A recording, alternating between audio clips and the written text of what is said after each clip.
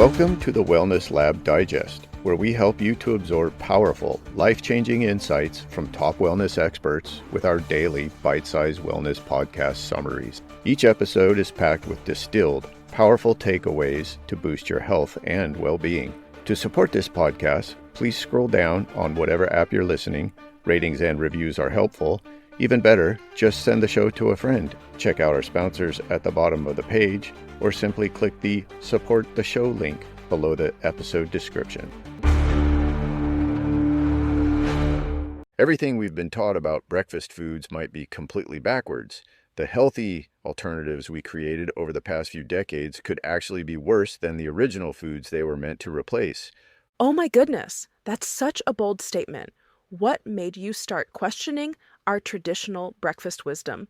Well, I've been diving into some fascinating research about our morning staples, and it turns out that many of our assumptions about things like oatmeal, eggs, and dairy have been based on oversimplified science. Let's start with oatmeal, since that's considered the gold standard of healthy breakfasts. What have we gotten wrong about it? Here's the thing, not all oatmeal is created equal. Those convenient instant packets we've been relying on, they're actually stripped of most beneficial compounds called avenanthramides that make oatmeal truly healthy in the first place. So, what's the better alternative? Because most people aren't going to spend 30 minutes cooking breakfast each morning. Steel-cut oats are actually the nutritional powerhouse, and here's a game-changing tip. Soaking them overnight not only makes them quick to prepare, but actually enhances their anti-inflammatory properties and beta-glucan content, which is incredible for gut health. That's fascinating about the soaking process. What about eggs? Because that's probably the breakfast food that's had the biggest reputation transformation. Oh man, the egg story is wild. Remember when everyone was terrified of egg yolks? Turns out we were throwing away the most nutritious part. Recent studies show that eggs actually help increase good cholesterol levels, and they're packed with compounds like choline for brain health and lutein for eye health.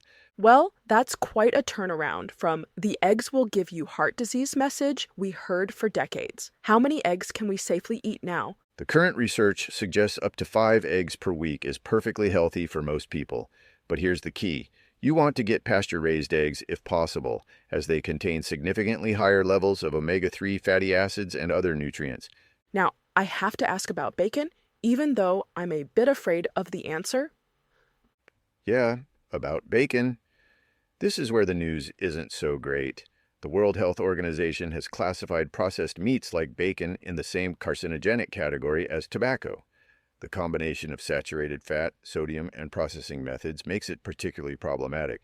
That's pretty shocking to put it in the same category as tobacco. What about dairy? Because that's another area where the advice seems to change constantly. You know what's really interesting about dairy? The low-fat options we've been told to choose might actually be worse for us than whole milk products. Those low-fat varieties often contain harmful emulsifiers that can disrupt gut health. So once again, our attempt to create a healthier version backfired. What about yogurt? That's supposed to be the healthy dairy option, right? Well, yes and no. While yogurt can be incredibly beneficial for gut health due to its probiotic content, many commercial varieties, especially low-fat ones, are loaded with sugar and artificial additives.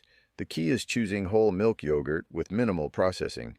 It seems like there's a pattern here. The more we try to improve these traditional foods, the more problems we create.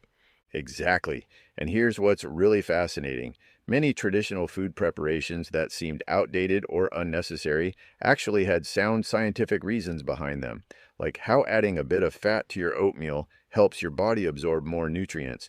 So what's the bottom line for someone trying to make healthy breakfast choices? The research points to 3 main principles. Choose minimally processed foods, don't fear natural fats, and pay attention to preparation methods. So that might look like steel-cut oats soaked overnight, a couple of pasture-raised eggs, and some whole milk yogurt with fresh fruit. And I'm guessing we should treat bacon more like a special occasion food rather than a daily staple? Yeah, if you're going to include bacon, think of it more as a garnish than a main component. And when you do eat it, try cooking it at lower temperatures and pairing it with foods rich in antioxidants to help mitigate some of the negative effects. This really changes how we should think about breakfast, doesn't it? It does. And here's what I find most interesting. The healthiest breakfast choices tend to be the ones that have stood the test of time before we started trying to hack our nutrition with processed alternatives. Sometimes the simplest approach really is the best.